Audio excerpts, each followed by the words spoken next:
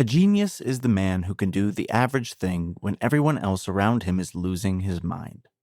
Napoleon Bonaparte. I began investing in 2019, a year before COVID. At that time, my portfolio and my knowledge base were both very small. But one idea I held on to was this: the next time there's a market panic, I'm going to buy like there's no tomorrow. What no one told me, however, was that markets don't drop to bargain prices for no reason. Usually, or maybe even always, there is a totally legitimate reason investors are afraid for the short term and perhaps even the long term. During the COVID panic, there was talk about supply chain breakdowns, economic collapse of various nation states, inflation, massive and prolonged unemployment, and any number of other doomsday scenarios. I remember a prominent hedge fund investor, who I considered to be quite rational at the time, appearing on CNBC to warn that hell is coming. I was afraid not only for the stock market, but for my job. See, I had only read about crashes and economic hard times. I hadn't lived through them. Perhaps in some ways, mainly thanks to Jay Powell, I still haven't. But my own personal pig-headed resolve to purchase cheap stocks in a crisis persisted. And in March of 2020 and onwards, I was a buyer. I did fine. I would have done better, but I foolishly bought a good deal of Southwest Airlines stock. The logic was flawless. Airlines were dirt cheap for obvious reasons, and my idol, Warren Buffett, already owned stock in Southwest. Easy enough, I thought. In May of 2020, I was sitting in my Brooklyn apartment, eating from a large bag of peanuts I had purchased on lockdown day, watching the Berkshire Hathaway annual shareholder meeting live as the Oracle of Omaha disclosed that they had sold their position in Southwest. Fuck. My first lesson: focus on the products, not the sale. 20% off a good leaf blower is better than 50% off a badly made one that won't last. I mistakenly regarded the fire hose of information coming at me every day as somehow relevant. And some of it surely was. I just couldn't tell what. Of course, I had decided to buy and not panic, but I still felt I needed to do something about it.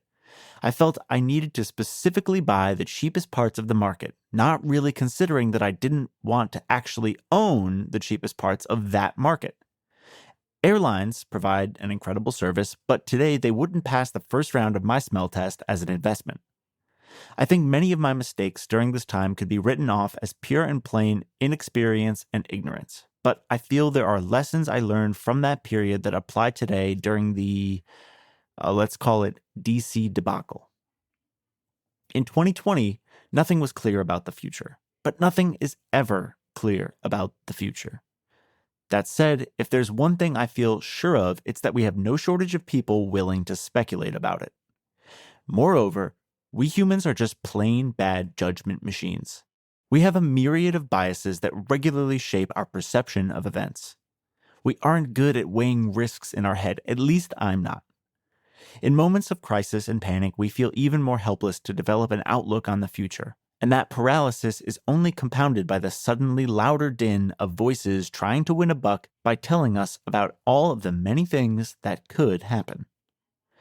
It's easy to fall into a trap and consciously or subconsciously assume they might all in some way come true.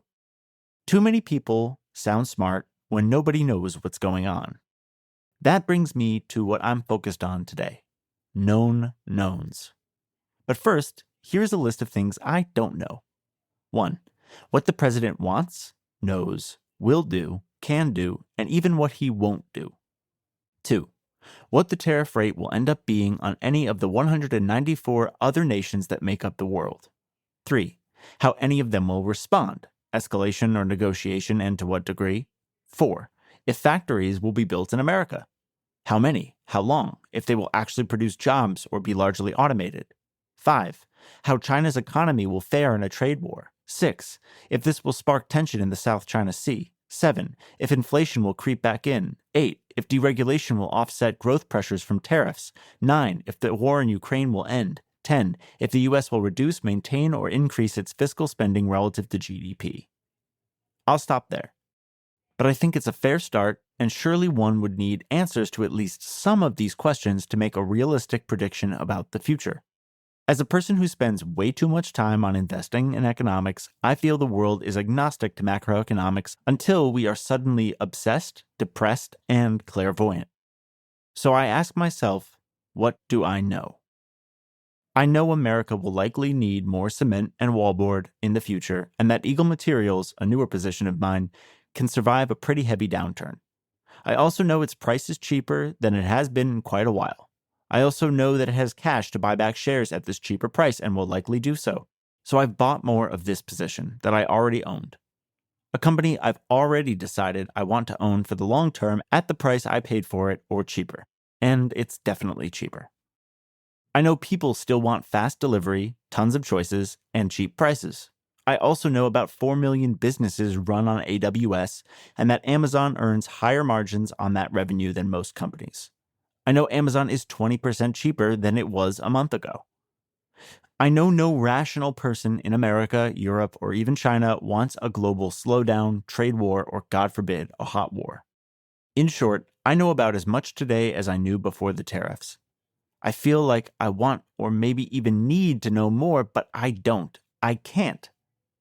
I could guess, but everybody else is already doing plenty of that. So much so that I don't feel I can trust myself to listen too much. I just try to learn from my mistakes, focus on what I can and do know, and avoid the zeitgeist of uncertainty.